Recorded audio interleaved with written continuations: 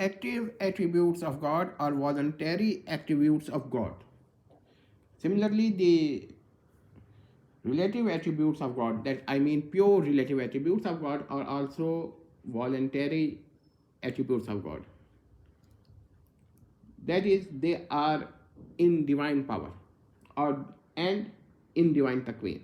So what I have said, that if someone do not distinguish between essential attributes and relative attributes, then what does he do? He considers each and every attribute as an essential attribute in actuality. And if this is so, then divine powers becomes limited. The divine power becomes limited. For example, if justice is an essential attribute, then this means that God cannot do injustice. Well, there shall be many people who will say that yes, God cannot do. But does this mean that God can send a person or in hell or punish a person when he has committed no sin, no crime, no kufr at all, an infallible person? So when this question comes, then many of such people say, no, God does not have such a power. So this is to limit the power. That is why we say that divine power is limited by saying that active attributes are the essential attributes. And when they say that these attributes are associated with God, then they are actually saying they are essential attributes. So this is the problem. Another problem is with such people is that they accept that the acts of God are voluntary, but not the active attributes.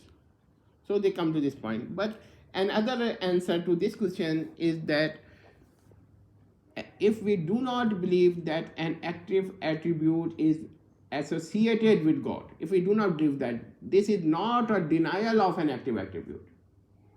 But when we say that an essential attribute is not associated with God, then it is a pure denial of the essential attribute. So our objection of Maturidiyah is that they deny the essential attributes, qadir bila qudra, alim bila ilm. This is the problem. But there are some people who say that they do not say God is qadir bila qudra, alim bila ilm, but they say that qudra is identical to God. And there are some Ahlussunnah who also opine this opinion because they are inclined to philosophers and not to theologians. So if they say such a thing, there are some problems. I have seen that the supporters of the view that the essential attributes are identical to the divine essence have made many false accusations on those who believe that they are neither essential nor separate.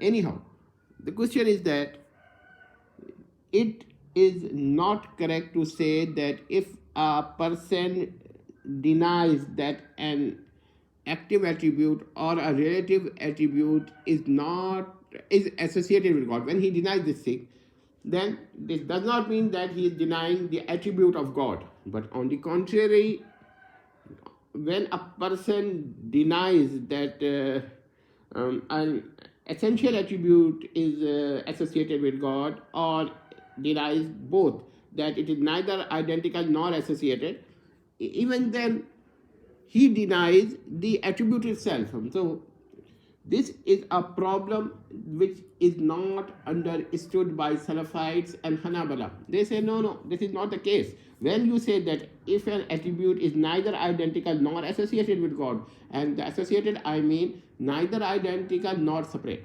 So they say that when you say that if an attribute is neither identical to God nor separate from God, then you are associating the attribute with God. But when you say that an attribute is neither identical to God nor associated with God, then you are denying this attribute itself. We say, no, this is not the case. This is the case only when the attribute is active or relative, but it is not in the case that attribute is essential. So there are some problems which there are some beliefs, I mean say that axioms of Salafites and Hanabala, based upon which they accuse the majority of Ahlussunnah. Well, once again, let me repeat, there are many Salafites, there are many Hanabalas who declare us, the Ahlussunnah, who have a neutral opinion, as heretics and out of the fold of Ahlussunnah. When you say such a thing, they say, no, you are not a Sunni. This is very wrong. We say that even such people are Sunnis, but they have crossed some limits. And those who accept that this is a point of dispute, internal dispute of Ahlussunnah, and no one can expel, one can be expelled just because he interprets non-literally or literally, or consider an active attribute associated with God or non-associated with God. It is just a matter of research. Then we say that such a person is a better Salafi. But there are also some extreme tendencies in some Asharites and Maturidiyites that they say, no, all the Salafis are not Ahlussunnah. No, this is not the case. Not all the Salafis are not all the Salafis are not Ahlussunnah, but there are many Salafites and Hanabala that are Ahlussunnah. However, when they cross the limits, declaring all the others as not Ahlussunnah, they commit an unorthodoxy, or you may say a heresy. But is that heresy goes to such a level that they can be expelled from Ahlussunnah just for declaring the majority of Ahlussunnah as not Ahlussunnah? No, we don't agree with that. That is a great heresy that has been found in a number of Salafites and a number of Hanabala, that they declare each and every Ashairah, each and every Maturidiyah just as a non-Ahlussunnah. That he is not Ahlussunnah because he is an Ashari. He is not Ahlussunnah because he is a Maturidi. And they say Ahlussunnah versus Ashairah, Ahlussunnah versus Maturidi. This is a very wrong concept. They should have said that Ahlussunnah, one sect of Ahlussunnah versus another sect of Ahlussunnah. It is just a dispute between two subsects of Ahlussunnah when Salafites try to prove. But I have seen that this misconception is just based on two dogmas. Number one, if you deny that an attribute is associated with God, they say no, he is denying the attribute. This is not the case. There's nothing mentioned in Quran, nothing mentioned in Hadith. There's only an ijma, and however it is interpreted by Salafites that it is valid for each and every attribute, and by the majority of Ahlussunnah, this ijma is on essential attributes only. And what about Imam Ahmad bin Hanbal? So we will discuss this later. However, I think that Imam Ahmad bin Hanbal was not in a support of explaining such problems. If we still think that he was technically Asharite, however, his words are misinterpreted. But if they say that he's not an Asharite and Maturidiyah, but he was a Hanabalite, I'm using acronyms, not just because Imam Ashairah was born later than Imam Ahmad bin Hanbal. But what was the view or belief of Imam Ahmad bin Hanbal? In his time, Mu'tazila were in power, and to differentiate between these such attributes might have caused confusion. That is why he took the extreme position. But even if he did not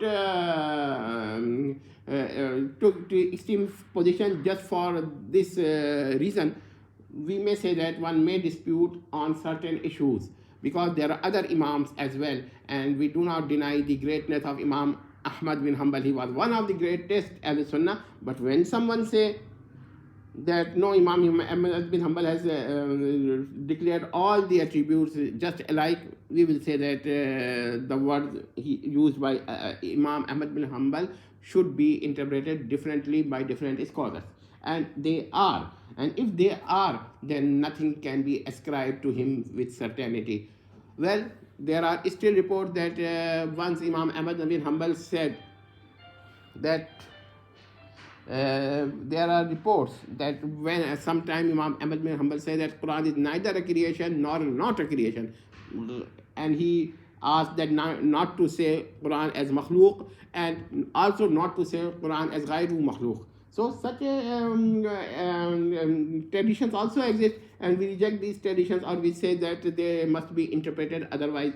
So what are the otherwise their literal meaning? So what is the reason? The reason is very clear, that we often misinterpret, or we often have our own interpretation of a great Sunni scholar, say Imam Ahmad bin Hanbal, and we consider that it is the only interpretation. No, this is not the fact.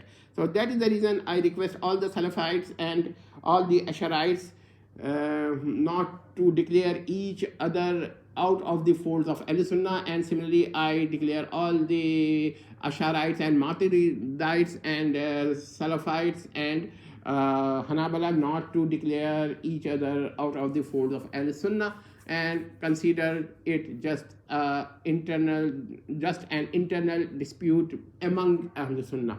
So if they will take this approach, all the disputes will be settled, and we will discuss some more issues later, and we will see what people say.